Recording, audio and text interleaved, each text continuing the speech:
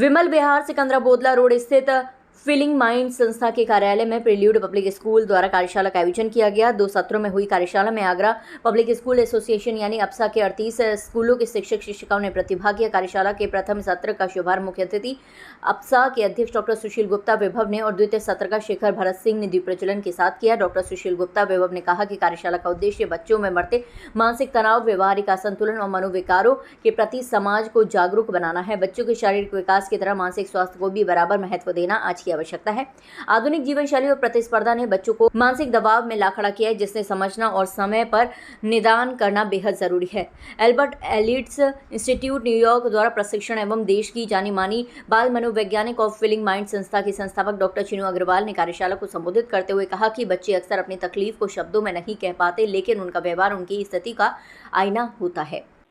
Actually में आज जो है early detection of childhood psychological disorder के बारे में वर्कशॉप है, क्योंकि हम देख रहे हैं कि बच्चों में बहुत ज़्यादा प्रॉब्लम्स हो रही हैं और मुझे ऐसा लगता है कि ये जो प्रॉब्लम का कारण है, एक तो मोबाइल इसमें सबसे बड़ा कल्प्रिट दिखता है। कि मैं देखता हूँ कि छोटे छोटे बच्चों को पेरेंट्स मोबाइल दे देते हैं। अब वो मोबाइल पे क्या देख रहे हैं, क्या कंटेंट देख रहे हैं, ये ना तो बच्चों को मालूम और ना पेरेंट्स को मालूम। तो वहाँ से क्या कहते हैं, उनको साइकोलॉजिकल डिसऑर्डर जो है वो निकल कर आ रहा है।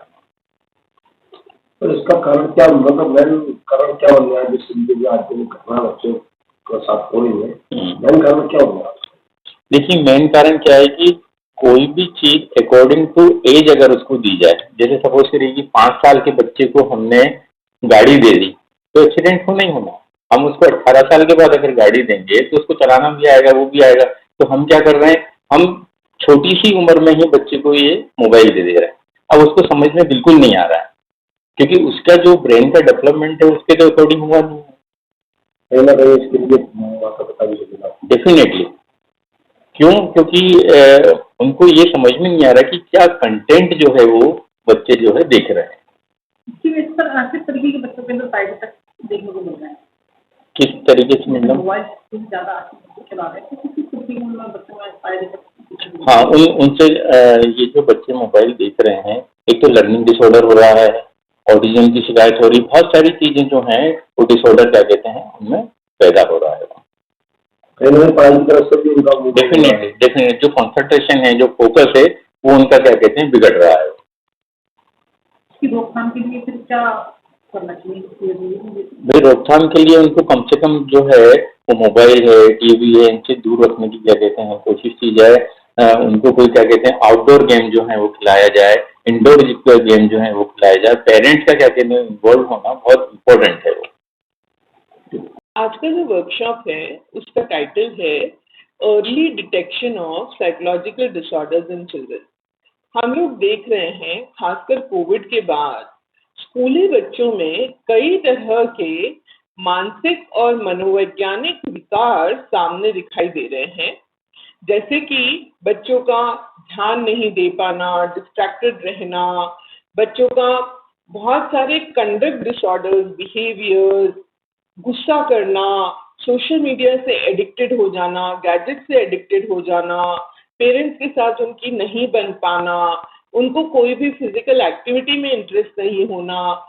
ये सारे जो सिम्टम्स हैं, इनके पीछे कोई सीरियस प्रॉब्लम भी हो सकती है, जैसे ADHD, autism, post traumatic stress disorder या एंजाइटी डिसऑर्डर इन चिल्ड्रन या डिप्रेशन। और एक जो समस्या है उसको हम कहते हैं लर्निंग डिसेबिलिटी, जिसमें बच्चा इंटेलिजेंट होता है पर वो बहुत सारी चीजें समझ नहीं पाता, कर नहीं पाता, जैसे रीड नहीं कर पाता या लिख नहीं पाता या मैथमेटिक्स के प्रॉब्लम सॉल्व नहीं कर पाता। अब ये जो जितनी भी प्रॉब्लम्स हैं, इनको जो स्कूल के टीचर्स हैं वो फेस तो करते हैं, पर उन्हें ये समझ नहीं आता कि इस प्रॉब्लम को कैसे समझें,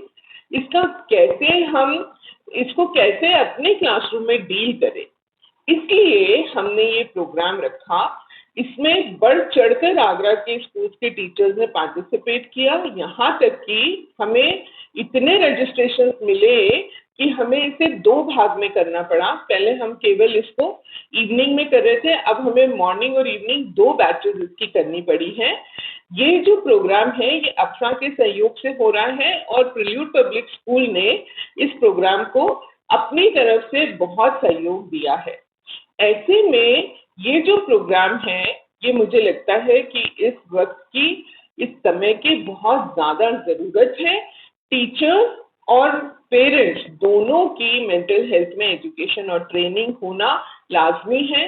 इसके लिए हमने एक international society of mental health advocacy and action इस नाम की संस्था को आगरा में हम इसका गठन कर रहे हैं और हम चाहेंगे कि मेंटल हेल्थ का आगरा पहले भी गढ़ रहा है मेंटल हेल्थ इंस्टीट्यूट की वजह से, इसमें और ज्यादा से ज्यादा काम हमारे शहर में हो।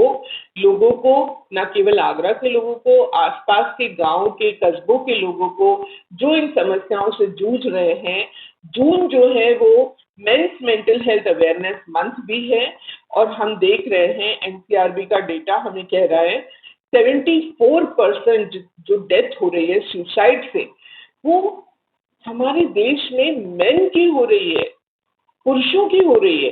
इसकी कैसे रोकथाम करें, क्या करें, इसके लिए मेंटल हेल्थ पर संवाद होना बहुत ज्यादा जरूरी है, जो हमने फीलिंग माइंड्स के थ्रू अपने सेंटर पर शुरू किया है और इस तरह की कार्यशालाएं हम बहुत रेगुलरली यहाँ पर आयोजित करते रहें। नमस्कार। कार्यशाला के प्रथम सत्र में 38 स्कूलों के शिक्षक शिक्षिकाओं ने प्रतिभाग किया और बाल मन को समझने का प्रशिक्षण लिया। कार्यशाला में बाल मानसिक स्वास्थ्य से जुड़े विषयों पर चर्चा के साथ साथ निःशुल्क परामर्श सत्र भी आयोजित किया गया, जिसमें कई अभिभावकों और शिक्षकों ने भाग लेकर विशेषज्ञों से मार्गदर्शन प्राप्त किया। कार्यक्रम में उपस्थित शिक्षकों, अभिभावकों, सामाजिक कार्यकर्ताओं और छात्रों ने कार्यशाला को उपयोगी और ज्ञानवर्धक बताया। साथ ही प्रश्न भी किए। डॉक्टर रविंद्र अग्रवाल ने धन्यवाद ज्ञापित किया। शैलेश अग्रवाल ने संचालन किया। सभी प्रतिभागियों को प्रमाण पत्र दिए गए और समापन जलपान के साथ हुआ।